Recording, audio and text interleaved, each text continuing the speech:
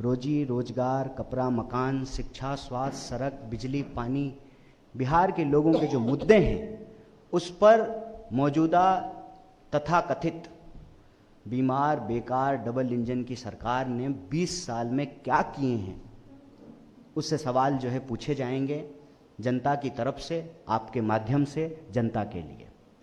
आज का जो मूल विषय है, जो पहला सवाल है, उस पे हम पूरे सबूत के साथ आपके माध्यम से सरकार को भी और बिहार के करोड़ों लोगों को यह बताना चाहते हैं कि जो सरकार वोट चोरी से बनेगी वो सरकार जमीन चोर है, वो सरकार मुनाफाखोर है, वो सरकार बचत चोर है, वह सरकार बिहार के धन संसाधन को प्रधानमंत्री जी के दोस्त की तिजोरी में पहुंचाने की कवायद में लगी हुई है।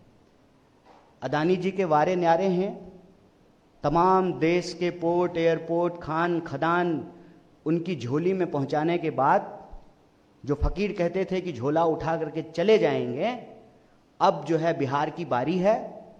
प्रधानमंत्री जी के दोस्त के वारे न्यारे हैं, अदानी जी ने बिहार में भी पांव पसारे हैं और ये हम सबूत के साथ बोल रहे हैं। बिना सबूत का कोई बात हम लोग नहीं करते हैं। प्रश्न ये है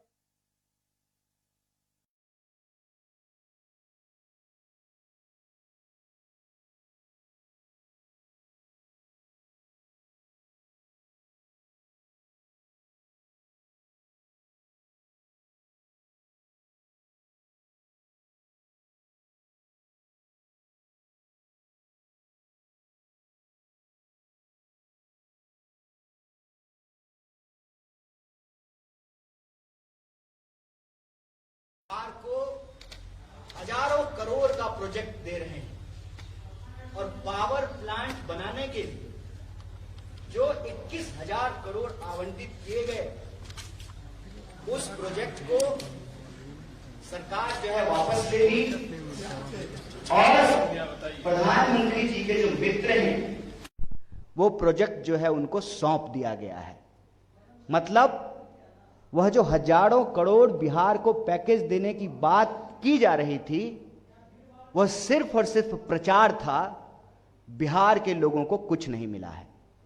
दूसरा जो विषय है कि यह जो प्रोजेक्ट है जिसकी हम चर्चा कर रहे हैं पावर प्लांट की, असल में इसकी शुरुआत यूपीए सरकार के दौरान हुई थी।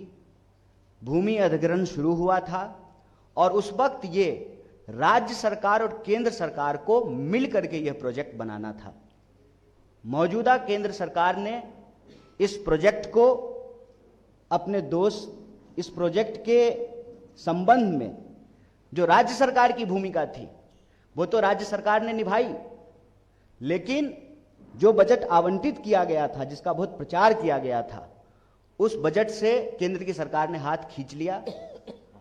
और जब तीसरा जो महत्वपूर्ण बिंदु है, इसको सिलसिलेवार ढंग से आप देखेंगे तो इस बजट के में, इस प्रोजेक्ट में जितना अंबानी जी खर्च करने का प्रॉमिस, अदानी जी, माफ कीजिएगा, क्या करें दोनों एक ही हैं, बड़ा नाम मिलता जुलता है। अदानी जी कह रहे हैं कि हम 25,000 करोड़ में जो है ये प्रोजेक्ट बनाएंगे और सरकार जो है उसके पास भी 21,000 करोड़ आवंटित था। पहला प्रश्न ये है इस प्रोजेक्ट से संबंधित, फिर ये प्रोजेक्ट जो है अदानी जी को क्यों दे दिया गया।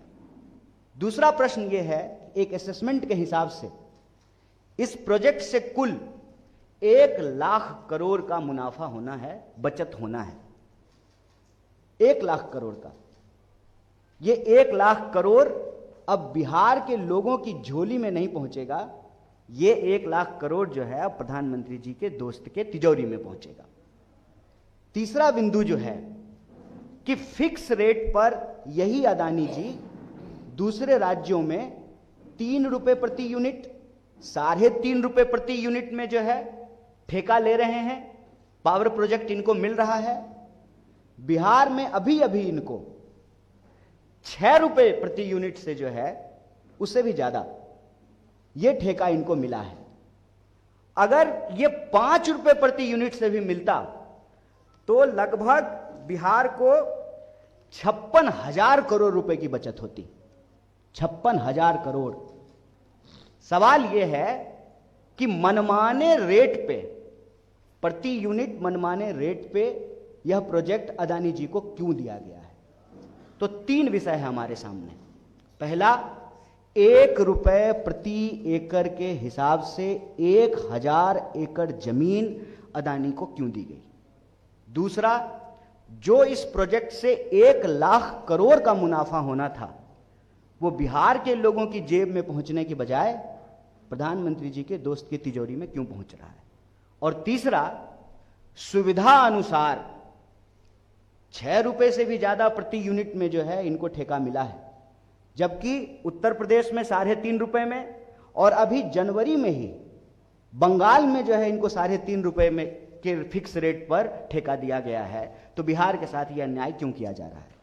और जब आप तीनों विषय को जोड़ करके देखेंगे तो आपको स्पष्ट हो जाएगा कि यह सरकार न सिर्फ वोट चोर है, जमीन चोर है, बचत चोर है, मुनाफाखोर है और बिहार का हजारों करोड़ रुपया चुरा करके जिनसे चंदा लेते हैं, तुम मुझे चंदा दो मैं तुम्हें धंधा दूंगा, उस सिद्धांत पे जो है बिहार के संसाधनों की चोरी कर रहे हैं। इसी से विषय से जुड़ा हुआ एक बात और आपके प्रकाश में लाना चाहता हूं। हम क्यों कहते हैं कि वोट चोरी की सरकार जमीन चोर होती है? बिहार का बच्चा बच्चा, घर घर में लोग ये जानते हैं कि पिछले कई महीनों से, वरन कई सालों से यह हल्ला हो रहा था, सर्वे होगा, सर्वे होगा। हर कोई जिनके पास भी थोड़ी बहुत जमीन है, 1 कट्ठा 10 धूर, 2 कट्ठा 5 कट्ठा जमीन का कागज लेकर के ब्लॉक का चक्कर लगा रहे थे। घुसखोरी, संगठित घुसखोरी के उस चक्कर में फंस रहे थे, जमीन का कागज निकलवाने के लिए, नक्शा का फोटो स्टेट करवाने के लिए, रसीद कटवाने के लिए।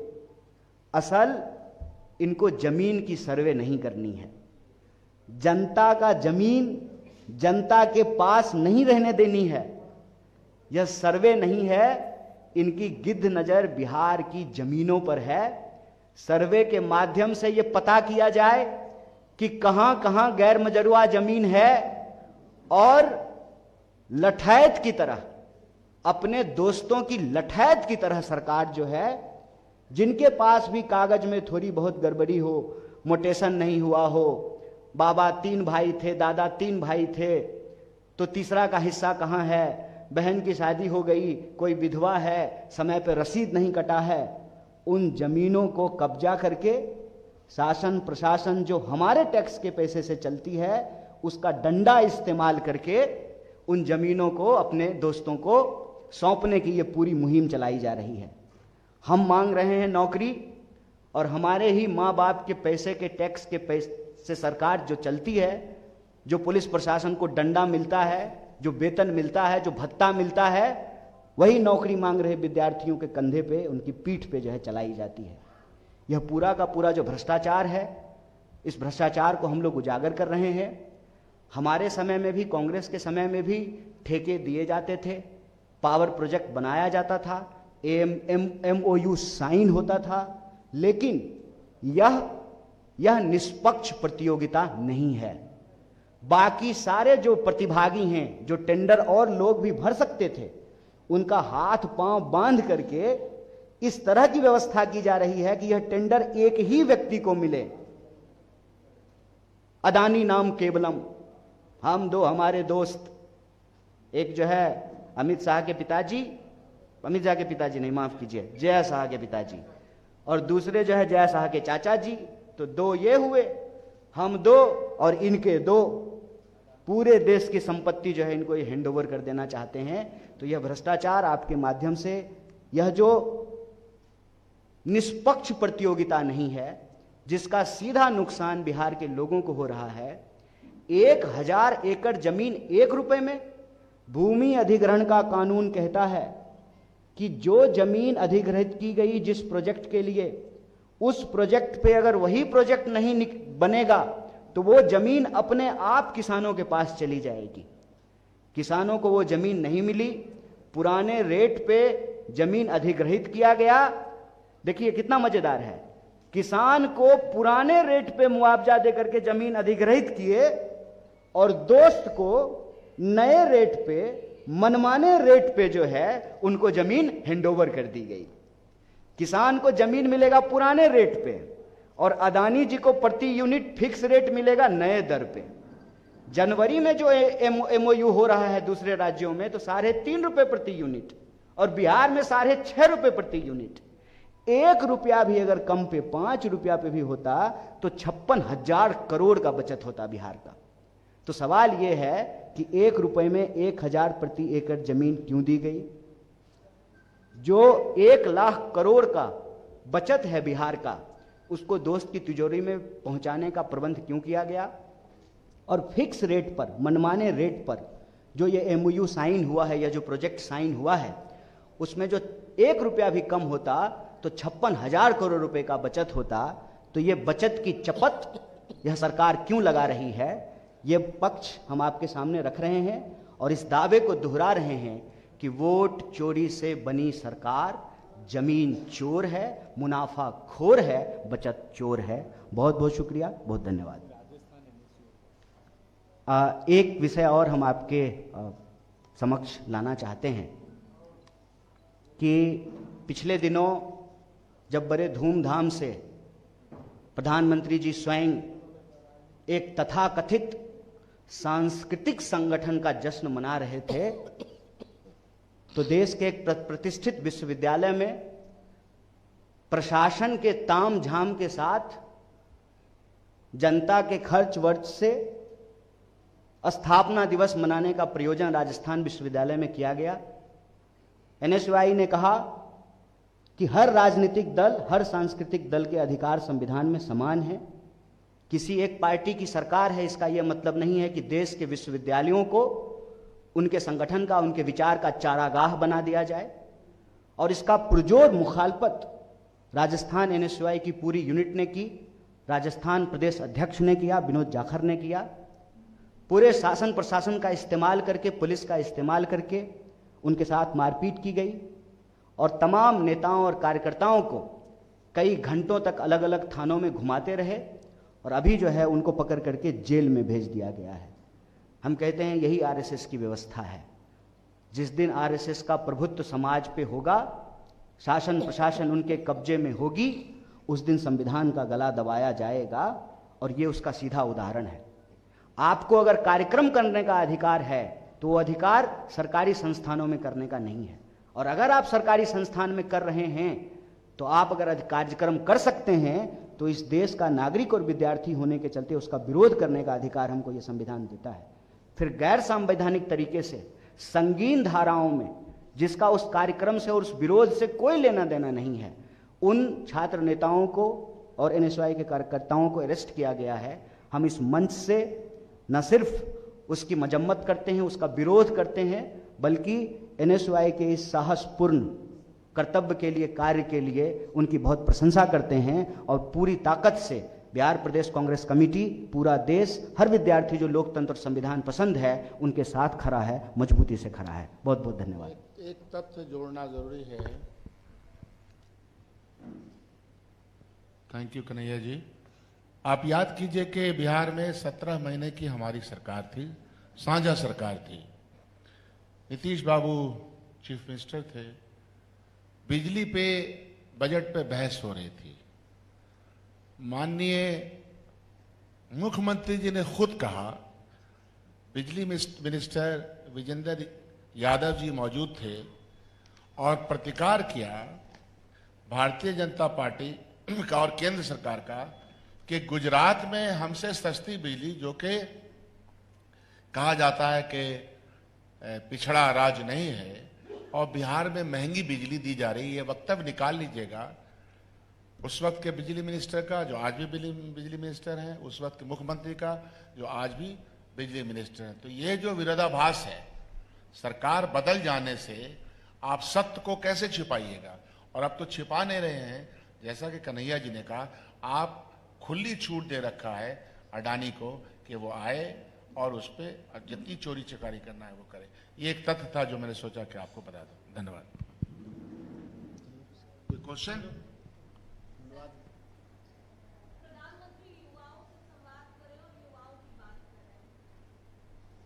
नहीं, प्रधानमंत्री तो कुछ भी कर सकते हैं, क्योंकि एक तो प्रधानमंत्री को आप लोग साधारण मनुष्य मत समझिए। नॉन बायोलॉजिकल अवतारी ईश्वर के अवतार हैं, तो उनके बारे में साधारण बात मत किया कीजिए। लेकिन प्रधानमंत्री से ये पूछा जाए कि युवा संवाद कर रहे हैं, अच्छी बात है, युवाओं को रोजगार भी मिलेगा कि खाली भतीजा को ही रोजगार मिलेगा, कि बिहार के युवाओं को भी रोजगार मिलेगा?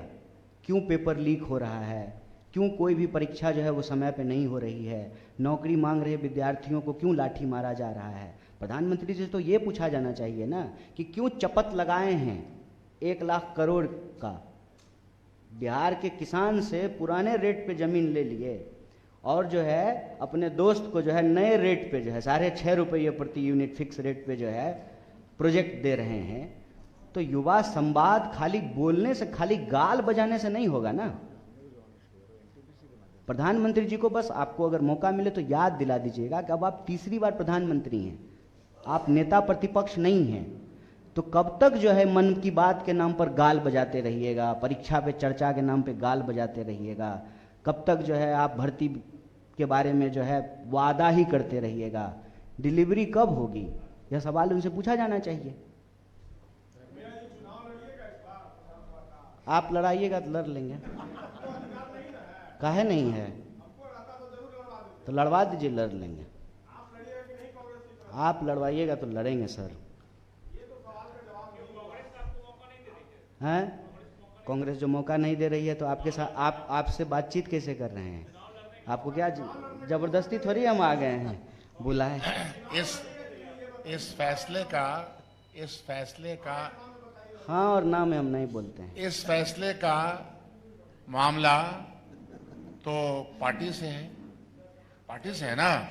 नहीं, पार्टी और व्यक्ति, हमारी पार्टी है, व्यक्ति भी महत्वपूर्ण है और पार्टी भी महत्वपूर्ण है। पार्टी का फैसला जो भी होगा, जो कन्हैया जी भी स्वीकार करते हैं, हम सब लोग स्वीकार करते हैं, तो पार्टी जी का फैसला करना। मेरी इच्छा है मंगल पे जाने की, चलिएगा तो ले चलें।